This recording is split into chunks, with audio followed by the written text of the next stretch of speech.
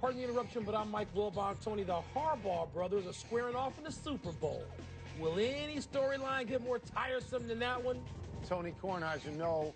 But if Ray Lewis were playing his brother, my head would explode. Let me give you a scenario. What? Suppose we found out that Ray Lewis was related to the Harbaugh brothers. I would just do it. How about that? You like that one? It would be so unbelievably tiresome by, I don't know, 6:30 tonight that I wouldn't be able to get my hands around it on any level. Welcome to PTI, boys and girls. In today's episode, Colin Kaepernick throws, Bill Belichick blows off an interview, and Russell Westbrook hates free queso. But we begin today with the Baltimore Ravens upset of the New England Patriots. There are so many storylines here. There is the continuation of Ray's last ride. There is the continued evolution of Joe Flacco into a top-drawer quarterback. There is the stunning disappointment of the Patriots, not only losing at home, but not scoring a single point in the second half. Wilbon, what is the biggest headline for you? Joe Flacco thoroughly outplaying the golden boy Tom Brady. That's it for me.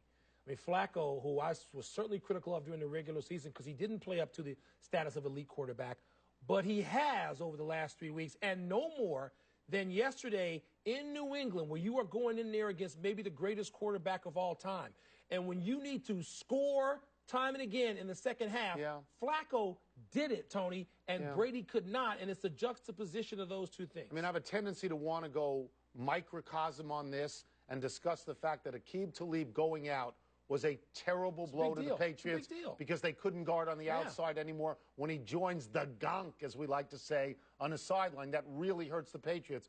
But if we're going to talk about Brady, I think this might be the most incredible statistic I ever encountered, and I didn't know about it until yesterday. Halftime stat? 67-0 at home with a lead at halftime. That is pure money, and they lost that game. Yeah, money. And they lost it going away. Tony, they lost it in a way that suggests if it lasted another quarter, there would have been a full-scale blowout.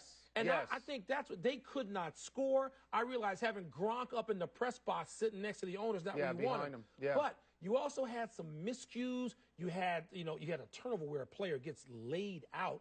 You have just situations where Brady even is rushed and can't get rid of the ball soon enough.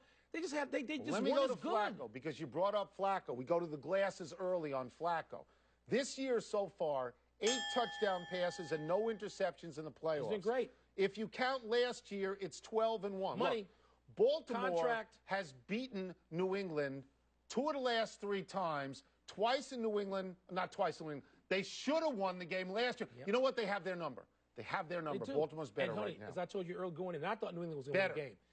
They're not afraid. No, they're better. They're not in awe of. They're not overly impressed by. They think they can go get New England, and they do. That's right. Bill Belichick took the loss so hard, he wouldn't even talk to the CBS reporter on the scene after the game. And CBS's Shannon Sharp did not let Belichick slide. JB, there's something to be said about being gracious in defeat. We've seen the New England Patriots 5 times in the last 12 years be victorious. And we've seen the opposing coaches that lost come out and talk to our Steve Tasker. Now, Coach Kyle did it when they lost to him. We saw this last week. Bill Belichick makes it real easy for you to root against the Patriots. You can't be a poor sport all the time. You're not going to win all the time. And he does this every time he loses. It is unacceptable. Boom. That's definitive, Tone. Big deal, little deal, or no deal at all to you that Belichick bailed on CBS? Well, first of all, Shannon Sharp played for the Baltimore Ravens and won a Super Bowl with the Baltimore Ravens, so he has some skin in the game. But if you're asking me, do I find Bill Belichick hard to like, the answer emphatically is yes, I find Bill Belichick hard to like. He probably should have done the interview, but when he gives interviews, it doesn't matter. Anyway. He has absolutely nothing to say. I mean, he has become sort of like a professional last angry man, and he's very cantankerous, and he's crusty all the time, and that's who he is. And I think on a lot of levels, the Patriots take a bad rap because of him. Oh, I agree with you. I do. When people come back and talk about the Patriots' arrogance, I find it's not really the Patriots they're talking about, it's Belichick. Yes. What's interesting about this, Tony, is the networks pay Bill Belichick's salary. Okay, here's why. Because the networks, and CBS is one of them, pay the NFL teams, each team, $100 million a year, roughly. So we're talking about a partnership here. They pay the and players as well, and the players bail all the time. No, they don't. They get fined. And the question is whether the NFL will have the stones to fine Bill Belichick for this. Terrell Suggs, who I know you like a lot. I do. I like T-Sizzle. He called the Patriots yesterday, and I'm quoting, arrogant bleepers, because I can't use the second word. Yeah. And you and I both know. And then he said, have lots of fun at the Pro Bowl. It's okay for him to say that. You know why it isn't? You know why it isn't? Because Brady isn't arrogant. Okay. Teddy Bruschi wasn't arrogant. Willie McGinnis wasn't arrogant. Harrison, Vince Wilfork, long they're not line arrogant. of guys on the Patriots we like a lot. This is directed at Belichick. And as a result, because all the players defend their coach because he's a great coach, that's the other part of it, that they all look bad. You know what they call this? He brought it on himself. Sadly, he brought it on other guys who don't deserve it, but he certainly brought it on himself. And he is also a great Shannon coach. Sharp, big ups to him for doing that. The San Francisco 49ers held off the Atlanta Falcons to reach the Super Bowl. The Niners came back from 17-0 early and 24-14 at the half. And Atlanta again lost a game they appeared to have won. Wilbon, did you come to praise the Niners or bury the Falcons? Praise the Niners. I'm tired of the Falcons. They're done. They're out now. 2 weeks in a row, they gave up these enormous leads. They won last week but couldn't yesterday. And I will say, I thought it should be first and goal with 1:13 left because that's a holding penalty on against Roddy White. Okay. It's a hold.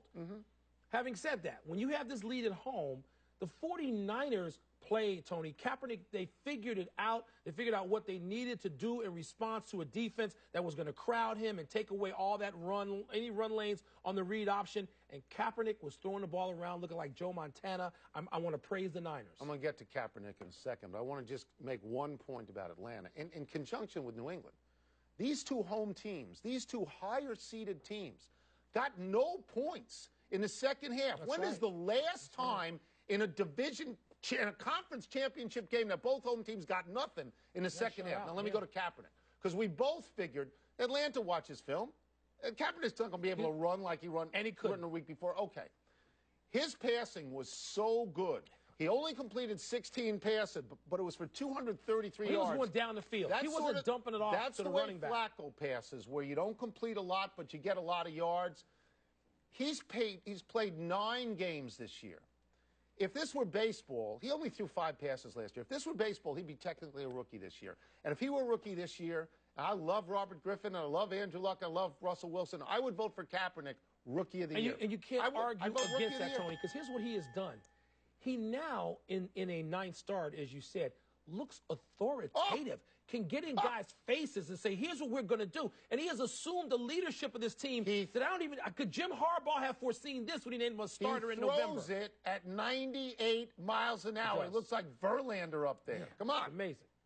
The most obvious theme going into the interminable Super Bowl fortnight will be Harbaugh versus Harbaugh, Jim versus John. It's just the second time brothers have faced each other as head coaches in NFL history. And the other time was last year, John beating Jim 16-6. Now, Jim's 49ers are a 4-point favorite in Vegas, Tone. What are your first thoughts about the Harbaugh Bowl? My first thought is that I cannot wait for it to be over. Because I know that we're going to go 2 weeks with Ray Lewis's Elaine Bennis dance and 2 weeks with the Harbaughs. Through no fault of their own. Through no fault of their own. Their parents. I know you're a fan of Jim Harbaugh. Yes, I am. I've met John Harbaugh a few times. He seems rather even-tempered in comparison. Unlike his brother? Jim is a berserker. Unlike Jim? He is a berserker. So, I mean, I understand how interesting it is, but they will downplay it. They won't. By the second week, they won't even speak to it. I hope they spend a few days playing it up to what it is. I'm an older brother. Okay, not as close as those two guys who are like 14 months or something. And you want My brother's 2 years younger than me. You want to kill him. Every time we compete in anything. So when guys say, oh, it doesn't matter. See, that's a lie. It does matter. You want to kill your younger brother until you go into the ground. You want to beat him. So the Harbaugh brothers do want to beat each other. They're competitive like this. And tell it, revel in it. They're not going to do it the whole week. You know how about their brother-in-law being, he could be ranked #1 again in college basketball by the time they face off in 2 weeks. So in the Super why don't Bowl. you take a camera crew and do one of those up close and personals with every single person in the Harbaugh family, and make it into like a reality show that lasts 48 hours, like the Kardashians. Oh, let's take a break.